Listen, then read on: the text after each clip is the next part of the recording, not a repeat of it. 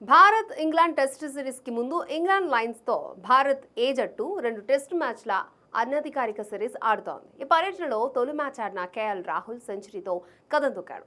నిలకడగా ఆడుతూ 116 పరుగులతో ఆకట్టుకున్నాడు. ఇక మరొక ఓపెనర్ జైస్వాల్ 26 బంతులను ఎదుర్కొని 2 ఫోర్లతో 17 పరుగులు చేశాడు. ఆ తర్వాత ఎల్బీగా వెనుదిరిగాడు. ఇంగ్లాండ్ బౌలర్ క్రిస్ వోక్స్ వేసిన బంతి జైస్వాల్ బ్యాట్స్ కి తగిలింది. దాన్ని అంపైర్ ఎల్బీడబ్ల్యూగా ప్రకటించాడు. కానీ అంపైర్ నిర్ణయంపై యశస్వి సంతృప్తి చెందలేదు.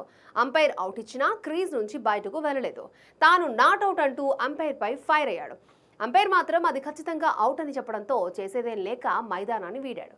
దీనికి సంబంధించిన వీడియో సోషల్ మీడియాలో వైరల్ అవుతోంది. ఇక ఈ అనధికారిక మ్యాచ్లో ధ్రువ్ జురేల్ అద్భుతంగా బ్యాటింగ్ చేస్తున్నాడు.